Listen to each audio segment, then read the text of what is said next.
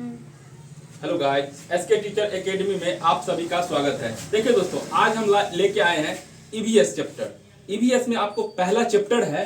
देखिए, पहला चैप्टर है कैसे पहचाना चींटी ने दोस्त को। ठीक है ना। तो ईवीएस कहने का मतलब 2022 के लिए यह जो दिसंबर सीटेट होने वाला है, इसके लिए खास इंपोर्टेंट है। अगर आप लोग इस वीडियो को अच्छा से अगर देख लेते हैं तो मैं गारंटी के साथ कहता हूं, आप लोग बोलिएगा ईवीएस का ऑल चैप्टर का करवा दीजिए सर डिस्कशन, तो मैं ऑल चैप्टर का डिस्कशन करवा दूंगा। और आप लोगों को गारंटी के साथ कहता हूं, एक भी क्वेश्चन बाहर से नहीं आने वाला है। इसी वीडियो से टोटल का टोटल क्वेश्चन आप लोग को मिलेगा। लेकिन हाँ, इसके लिए आप लोग को 25 से 30 क्लास में हम ईवीएस पूरा कंप्लीट करवा देंगे। ठीक है ना। देखिए दोस्तों, सबसे पहले आज जो ईवीएस चैप्टर का हम पहला चैप्टर लेके आए हैं, उसमें से पहला चैप्टर को लगभग 2 से 3 क्लास में हम कंप्लीट करेंगे। ठीक है ना। तो आज यह पहला क्लास है। तो देखिए, सबसे पहले है कि मान के चलिए ईवीएस एनवायरनमेंट हुआ, तो इसमें क्या है, ईवीएस कहते हैं किसे, यानी कि पर्यावरण किसे कहते हैं। तो परि मतलब होता है चारों ओर, और आवरण मतलब होता है हमारे, मतलब हमारे चारों ओर के वातावरण एवं इसमें अन्य सारे जीव जंतुएं जो आती है या निवास करती है, उन्हीं को हम लोग क्या कहते हैं, पर्यावरण कहते हैं। मतलब कि हमारे चारों ओर वातावरण के क्षेत्र को हम लोग पर्यावरण के नाम से जानते हैं। सबसे पहले देखिए, इसमें आप लोग को बताए हैं पर्यावरण विषय को 6 थीमों में बांटा गया है। पर्यावरण के कितने थीमों में बांटा गया है, 6 थीमों में। और यह जो थीम है, इसमें से एक न एक क्वेश्चन आपको 110% आएगा। सीटेट एग्जाम में 110% एक क्वेश्चन इस थीम से आता है। आप प्रीवियस ईयर का इस क्वेश्चन बैंक उठा के देख लीजिए, या प्रीवियस ईयर का एग्जाम वाला क्वेश्चन आप उठा के देख लीजिए, एक न एक क्वेश्चन प्रत्येक सेट में आपको इस थीम से देखने को मिलेगा। ठीक है। या तो वो पूछ दे कि पर्यावरण में पहला जो थीम होता है, थीम 1 में क्या आता है, ऑप्शन दे देगा आपको, परिवार एवं मित्र, आपसी संबंध, काम और खेल, जानवर। तो क्या होगा, थीम 1 में आता है परिवार एवं मित्र। ठीक है ना। और इस पर्यावरण में जो पहला थीम आता है, इस थीम में इसके भी 4 गो उप थीम है। थीम 1 को कितने उप थीम है, 4 उप थीम है। एक होता है आपसी संबंध, काम और खेल, जानवर, पौधे। तो यह याद आपको रखना बहुत जरूरी है कि थीम 1 के कितने उप थीम होते हैं। तो थीम 1 के कितने उप थीम होते हैं, 4 उप थीम होते हैं। ठीक है ना। उसके बाद तो 4 उप थीम में कौन कौन, तो पहला आ गया आपसी संबंध, दूसरा काम और खेल, उसके बाद जानवर और पौधे। उसके बाद थीम 2 में क्या आता है, तो थीम 2 में भोजन आते हैं। उसके बाद थीम 3 में क्या आता है, तो थीम 3 में आता है पानी। थीम 4 में क्या आते हैं, थीम 4 में आते हैं आवास। और थीम 5 में क्या आते हैं, तो यात्रा। और थीम 6 में क्या आते हैं, 6 में, तो हम चीजें कैसे बनाते हैं। ठीक है ना। तो यह हो गया हमारे पर्यावरण के थीम 6। अगर यह 6 थीम आप अच्छा से समझ लेते हैं तो एक ना एक क्वेश्चन पूछ देगा थीम 4 में क्या आता है, क्वेश्चन में दे देगा, ऑप्शन दे देगा आपको, एक लाइन से ये चारों दे दिया, भोजन, पानी, आवास, यात्रा।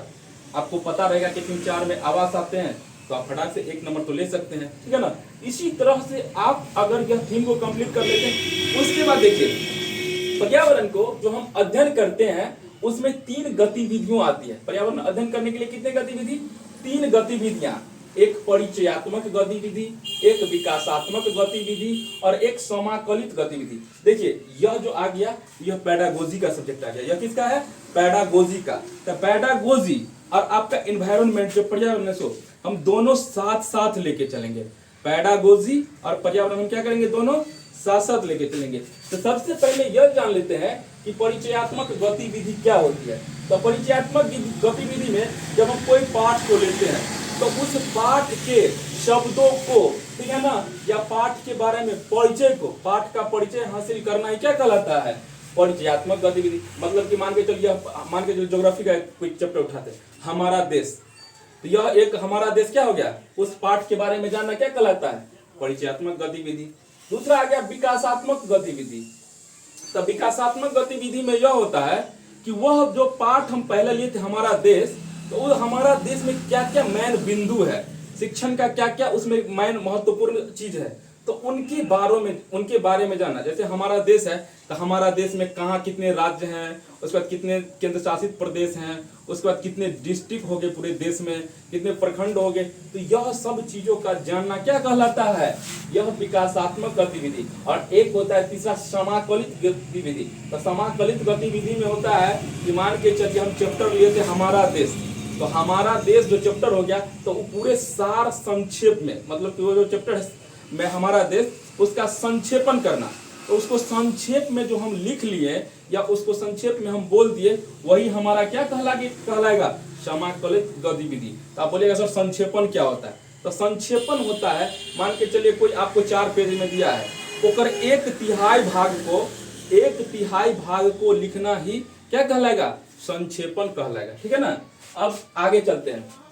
देखिए इस चैप्टर में कैसे पहचाना चींटी निर्दोष को, इसमें पहला क्वेश्चन आएगा कि चींटियां चलते समय जमीन पर कुछ ऐसा गंध छोड़ती है जिसे सूंघ कर ओकर पीछे आने वाले चींटी क्या होता है, रास्ता मिल जाता है। मतलब कि एगो चींटी गया आगे, ठीक है ना, आगे बढ़ के वो चींटी चल गया, अब ओकर पीछे जो चींटी आते रहता है, कभी कभी आप लोग देखते रहते हैं कि चींटी एक लाइन बना के कतारबद्ध जाती रहती है। तो कतारबद्ध किस हिसाब से जाती है, अपने जो अगला चींटी हो वो कुछ गंध छोड़ते रहता है और उसी गंध के थ्रू पिछला चींटी क्या करते हैं, उसके सूंघ के उसी रास्ते वह आगे बढ़ते रहते हैं। ठीक है ना।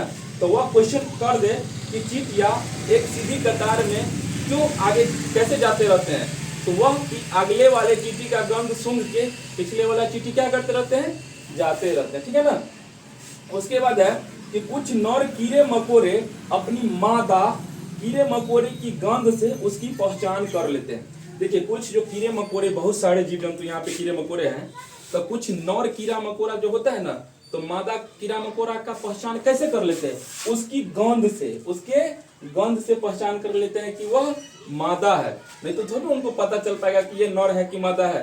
तो क्वेश्चन आ जाए कि नर कीड़ा मकोड़ा मादा कीड़ा मकोड़ा को कैसे पहचानते हैं, तो ऑप्शन में दे देगा उसके मोटापा से, उसके गंध से, ठीक है ना, उसके क्या कहते हैं लंबा होने से, उसके पतला होने से। तो इसमें क्या हो जाएगा, उसके गंध से, क्या हो जाएगा, उसके गंध से। यह क्वेश्चन है कि कुछ नर कीड़े मकोड़े अपनी मादा कीड़े मकोड़े की गंध से उसकी पहचान क्या कर लेते हैं। ठीक है ना। अब अगला क्वेश्चन आ गया कि मच्छर हमारी शरीर, मान के चलिए कि हम यहाँ है, वह बात मच्छर को कैसे पता चल जाता है। तो देखिए मच्छर को कैसे पता चलता है, मच्छर हमारी शरीर की गंध खास करके पैर के तलवे और शरीर की गर्मी से ढूंढ लेते हैं। मच्छर भी हम लोग को किससे पहचान लेते हैं कि हमारे पैर के तलवा जो होते हैं, पैर के तलवे और शरीर की गर्मी से हमें ढूंढ लेते हैं। ठीक है ना। मच्छर हमारे शरीर की गंध, मतलब कि शरीर का गंध कैसे होगा, मतलब शरीर में पसीना निकला, उससे क्या जो बदबू निकलती है, उससे वह मच्छर को पता चल जाता है और पैर के तलवे को वह ज्यादातर सूंघ के पता कर लेते हैं और तथा गर्मी में वह हमें आसानी से ढूंढ लेते हैं। तो क्वेश्चन आ जाएगा तुम लोग को कि मच्छर हम लोग को कैसे ढूंढ लेते हैं, तो क्या बताएंगे, वह पैर के तलवे को सूंघ के या मनुष्य के दुर्गंध मतलब गंध से पहचान लेते हैं और गर्मी में वह हमें आसानी से ढूंढ लेते हैं। इस चैप्टर में और क्वेश्चन बहुत सारे रह गए हैं, तो मैं आपसे वादा करता हूं कि इस चैप्टर का जो भी क्वेश्चन है मैं सेकेंड वीडियो में लाने का कोशिश करूंगा। और आपसे भी वादा करना होगा कि अगर आप लोग वीडियो को ज्यादा अच्छा लगे तो आप लोग लाइक एंड कमेंट जरूर करें। मैं गारंटी और वादा के साथ कहता हूं कि पर्यावरण का एक एक क्वेश्चन आपको, एक भी ऑनलाइन एग्जाम जो इस बार 2022 दिसंबर का टिकट होने वाला है, एक भी क्वेश्चन आपको बाहर से नहीं आने वाला है। लेकिन आप लोग हमेशा मुझसे बने रहे और मैं सभी विषय का सब्जेक्ट वाइज क्वेश्चन लाने का कोशिश करूंगा। इसके लिए मैं आप लोग को जय हिंद दोस्तों, बाय बाय।